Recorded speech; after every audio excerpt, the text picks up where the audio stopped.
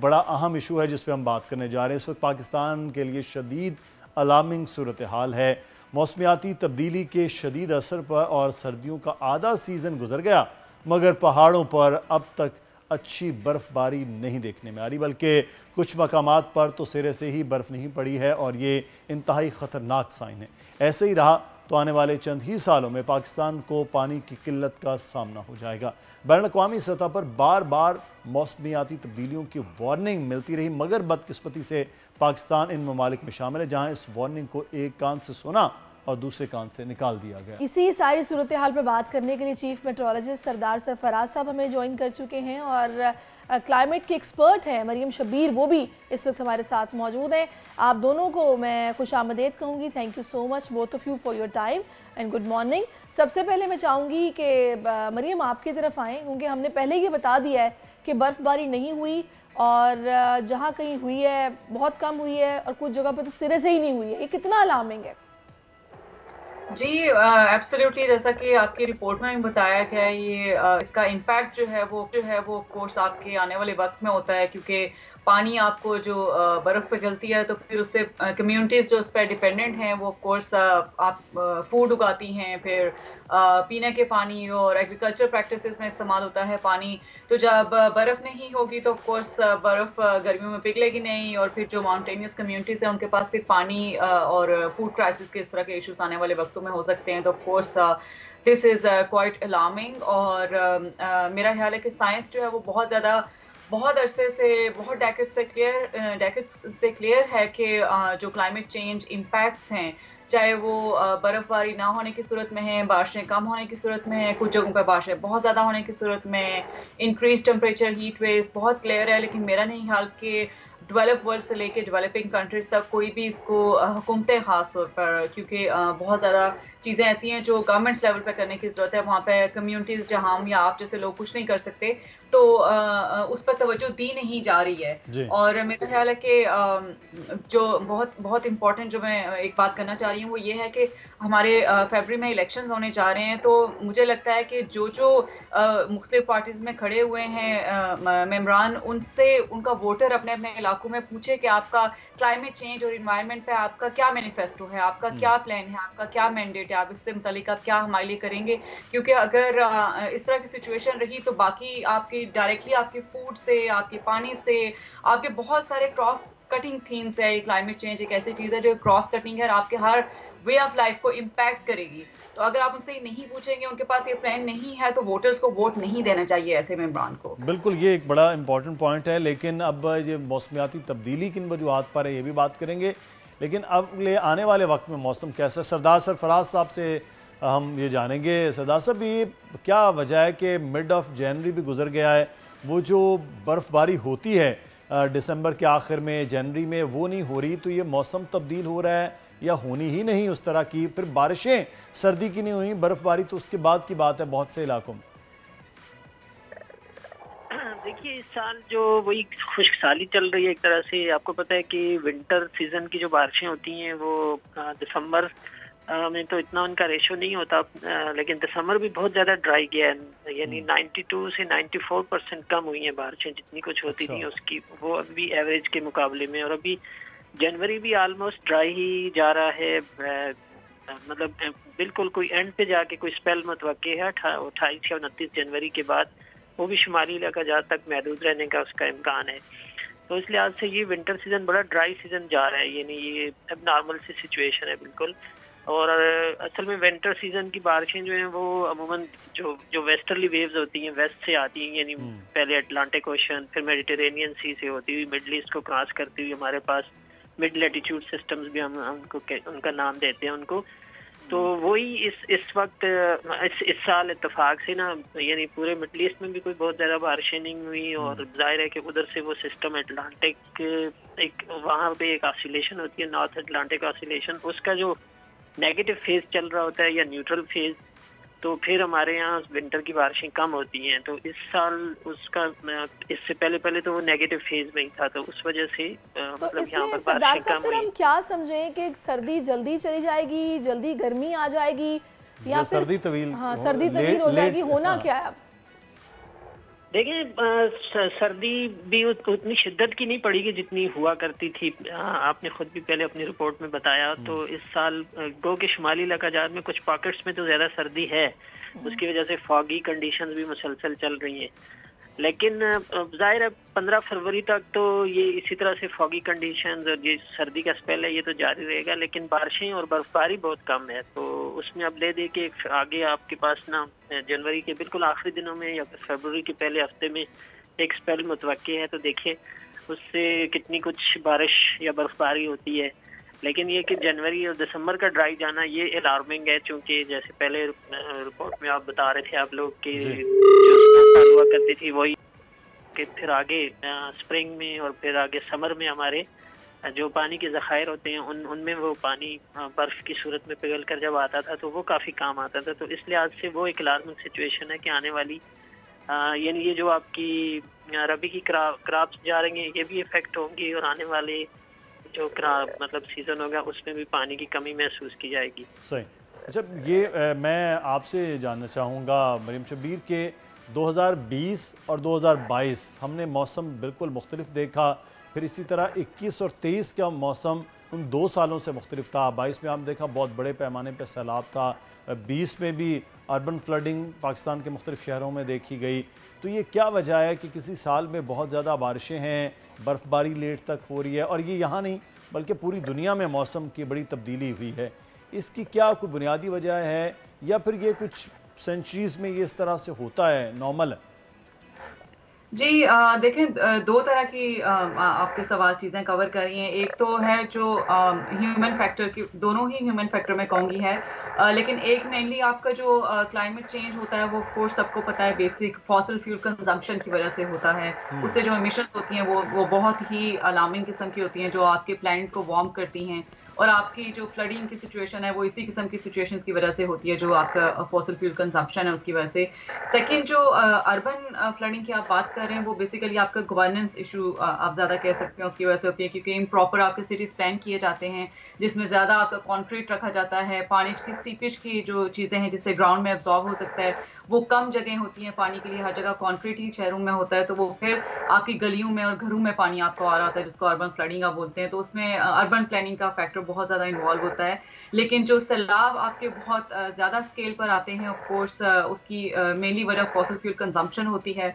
Governance structure आपका अपनी जगह एक चैलेंज रहता है, क्योंकि जो ज़्यादा वर्स्ट सिचुएशन आपकी होती है जिसकी वजह से ज़्यादा नुकसान लोगों को होता है वो ऑफ कोर्स आपके इन्हीं वजहों की वजह से होता है, गवर्नेंस इश्यूज की वजह से होता है, जिसकी वजह से आपकी गवर्नमेंट जो है। मेरा सवाल ये है कि बारिशें ज़्यादा एक साल हो जाती हैं, दूसरे साल बारिशें कम होती हैं। जी, जो क्लाइमेट चेंज होता है बेसिकली मैं बता रही थी आपको कि फॉसिल फ्यूल कंजम्पशन की वजह से होता है, तो क्लाइमेट चेंज में आपकी प्रेडिक्टेबिलिटी इसी तरह की होती है अब्रप्ट किस्म की कि कभी आप ज़्यादा बारिशें आपको मिलेंगी, कभी आपको बिल्कुल बारिशें नहीं मिलेंगी, कभी आपको हीट वेव्स मिलेंगी, तो कभी आपको फ्लडिंग मिलेगी। जैसे जिस जगह पर मैं यूएस के जिस पार्ट में रहती हूँ उसके कैपिटल में जो है वो पूरी गर्मियाँ हर दूसरे दिन जो है वो बारिश होती रही थी और कैपिटल में फ्लडिंग रही थी। अभी भी बहुत ही अनप्रिडिक्टेबल किस्म का स्नोफॉल आज बहुत ज़्यादा हुआ था। तो जो क्लाइमेट चेंज होता है फॉसिल फ्यूल कंजप्शन की वजह से वो आपका इसी किस्म का होता है। आप प्रिडिक्ट तो कर सकते हैं कि आपका वर्स होगा या किस तरफ आपके हालात जाएंगे, लेकिन कितना एडवर्स होगा किस इलाके में किस कंट्री में ये एक जो है वो इंटेंसिटी आप कह सकते हैं उसमें आप ऐड कर सकते हैं। आपको एक कंसिस्टेंसी आपको देखने को नहीं मिल सकती है कि अच्छा इस साल 2020 में ये आपसे बिल्कुल आपने ये ठीक कहा। अभी आपने मैनिफेस्टो की बात की थी कि जो सियासी जमातें हैं उनसे भी पूछना चाहिए कि वो इस हवाले से क्या प्लान रखते हैं, मैं आपसे पूछूंगी। लेकिन सरदार साहब, 2 ऐसे शहर जो कि बार बार जो एयर क्वालिटी इंडेक्स है जिनका बहुत ख़राब आ रहा है, लाहौर और कराची स्पेशली, मैं चाहूँगी कि इनके हवाले से बताइएगा। यहाँ बारिश होना बहुत ज़रूरी है जो कि बिल्कुल नहीं हो रही। कराची में तो हमने सर्दी भी बहुत कम महसूस की और बारिश तो बिल्कुल ही नहीं हुई है। हमारे पास तो गर्मियों में भी इस बार बारिश बिल्कुल। तो क्या आगे कराची का मौसम कैसा रहने वाला है? देखिए जी, सर्दी का जो पीक पीरियड होता है ना वो तो तकरीबन ख़त्म होने के करीब है। तो कराची का मौसम ऐसे ही मतलब हमने देख लिया कि कम से कम दर्जा हरारत जो है वो सिर्फ 10 तक गिरा, दो दिन सिर्फ ना। और अब आगे इसी तरह 12 से 14 की रेंज में नाइट के टेम्परेचर्स, और मतलब ये कि उतनी जिस सर्दी का इंतज़ार रहा कराची वालों को वो नहीं पड़ी। और आपने जो पोल्यूशन की बात की तो उसमें जाहिर है कि एक FAO की रिपोर्ट है कि लाहौर के लिए कि जी यहाँ पर जो कोई 43% इमिशंस हैं, कार्बन डाइऑक्साइड की इमिशंस और दूसरे जो पोल्यूटेंट्स हैं वो ट्रांसपोर्ट की वजह से हैं। तो हमारा ट्रांसपोर्ट का निज़ाम इसी तरह से कोई 20% के आसपास या 25% इंडस्ट्रियल इमिशंस होती है ये पोल्यूटेंट्स, और इसी तरह से 20% कोई जो एग्रीकल्चर क्रॉप्स का जो रेजिड्यू जलाया जाता है और ईंटों के भट्टों का धुआं होता है, और इस तरह से जो कोयले से, जैसे मरियम बीबी बता रही थी, कोयले से जो आप बिजली पैदा करते हैं उसकी वजह से कोई 12 से 14%। तो ये सब मिलकर पोल्यूटेंट्स में इजाफा करते हैं। तो जब तक आपकी ट्रांसपोर्ट का निज़ाम मतलब क्लीन और बिल्कुल नीट एंड क्लीन नहीं होगा, और आप बहुत अच्छी क्वालिटी का फॉसिल फ्यूल जो हम गाड़ियों में इस्तेमाल करते हैं, यूरो 5 यूरो 6 की जो क्वालिटी का होता है, वो जब तक नहीं करेंगे और इंडस्ट्रियल इमिशंस को कंट्रोल नहीं करेंगे थ्रू टेक्नोलॉजी और थ्रू अदर मीन, तो ये अनफॉर्चुनेटली ये सिलसिला इसी तरह से मतलब ये जो एयर क्वालिटी ख़राब होने का वो पोल्यूटेंट्स की वजह से होता है, ज़ाहिर है, तो वो चलता रहेगा जब तक हम इन तमाम चीज़ों को कंट्रोल नहीं करेंगे। सही। तो सरदार साहब, अगर हम ये जाने कि अब आप बता रहे हैं कि जितना ठंडा जाना था मौसम वो तो जा चुका, क्या गर्मी और दर्जा हरारत अगले आने वाले वक्त में ज़्यादा बढ़ेगा पिछले साल की निस्बत?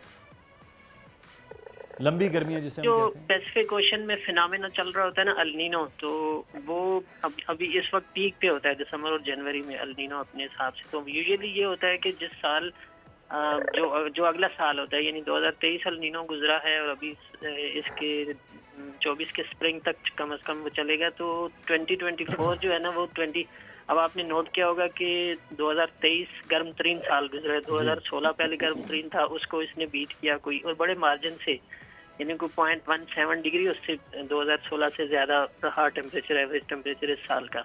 तो एक्सपेक्टेशन ये है कि 2024 हो सकता है इससे भी गर्म गुजरे, क्योंकि एल नीनो की वजह से जो नेक्स्ट फॉलोइंग ईयर होता है वो अमूमन ज्यादा गर्म गुजरता है। और इतनी हीट स्टोर हो चुकी होती है ओशन में और एटमॉस्फेयर में, तो वो सब फिर जाहिर स्प्रेड होकर अगला साल ज्यादा गर्म गुजरता है। तो एक्सपेक्ट कर सकते हैं आप, जैसे कि 2022 में बहुत ज्यादा हीट वेव पड़ी थी पूरे पाकिस्तान में। जी सरदार साहब, हम दुआ ही कर सकते हैं कि अल्लाह ताला रहम करे, और कुछ हमें अपनी चीज़ें भी ठीक करना पड़ेंगी, ज़ाहिर है। मरियम, मुझे आप ये बताएगा कि जिस तरह हम ये देख रहे हैं कि क्लाइमेट चेंजेस के जो बड़े फैक्टर्स इसमें इन्वॉल्व हैं, जिसकी वजह से भी हम देख रहे हैं कि एयर क्वालिटी इंडेक्स भी हमारा इतना ख़राब हो चुका है, कार्बन फ्यूजन की हम बड़ी बात करते हैं जो कि वेस्ट ज़्यादा कर रहा है, लेकिन हम लोगों का इतना उसमें कंट्रीब्यूशन इतना भुगत रहे हैं, तो आपके ख्याल में वो क्या टिप्स हैं जो कि इमरजेंसी बेसिस पे आप किसी सियासी जमात को जो भी हुकूमत बनाए उसको देंगे? देते कम है हम, कार्बन लेते ज़्यादा हैं उसके असरात। जी थोड़ी सी अगर मैं वजाहत देती चलूँ कि ये जो एयर पोल्यूशन का इशू होता है, जो मेनली हम इसमें पोल्यूटेंट देख रहे होते हैं, जो विजिबिलिटी इशू भी आपका कॉज करता है, जो पोल्यूशन मॉनिटर करता है, उसमें पार्टिकुलेट मैटर 2.5 और 2.10 देख रहे होते हैं। लेकिन जो फॉसिल फ्यूल कंजम्पशन की वजह से ऑफ कोर्स आपकी ओवरऑल एमिशंस होती हैं, उसमें कार्बन डाइऑक्साइड की हम ज़्यादा बात कर रहे होते हैं। ऑफ कोर्स एयर पोल्यूशन में कार्बन डाइऑक्साइड का एक बहुत बड़ा फैक्टर है, लेकिन अभी तक पाकिस्तान में या स्मॉग की जब हम बात करते हैं तो उसको उस तरह से लिया नहीं जाता, ना मॉनिटर किया जाता है। तो आपका सवाल ये था कि फौरी तौर पे क्या कर सकते हैं। मेरा ख्याल है कि जैसे कि जो आपके दूसरे एक्सपर्ट हैं उन्होंने कहा कि इंडस्ट्रियल लेवल पर खास तौर पर जो है वो अमेंडमेंट्स की जरूरत है, क्लीन टेक्नोलॉजी इंट्रोड्यूस करवाई जा सकती है। जो भी गवर्नमेंट आगे जो इलेक्शन में खड़ी हो रही हैं जमातें, उनको अपनी मैनिफेस्टो में ये लाजमी शामिल करना चाहिए कि आप किस तरह से डेवलप्ड वर्ल्ड से जो पेरिस एग्रीमेंट के under they are responsible to provide us clean technology transfer, तो उनको परसू कैसे करना है। एयर क्वालिटी रिलेटेड जो आपका मालिड एक्रेडिटेशन है, जो कि साउथ एशियन कंट्रीज मिलके आपके जो है वो कुछ इसमें एयर क्वालिटी की इम्प्रूवमेंट पर बात कर रहे होते हैं। वो मिनिस्ट्री ऑफ क्लाइमेट चेंज की डेस्क पे अभी तक पड़ा है कि उनका प्लान क्या है, उन्होंने वो अभी तक सबमिट नहीं करवाया, उसको आने वाली गवर्नमेंट जो है परसू कर सकती हैं। इसके अलावा आपके जो रिन्यूएबल एनर्जी सोर्सेज है पाकिस्तान में, जैसे गर्मियों में बहुत गर्मी है तो हमारे पास सूरज है जो बहुत सारे मुल्कों के पास नहीं होता।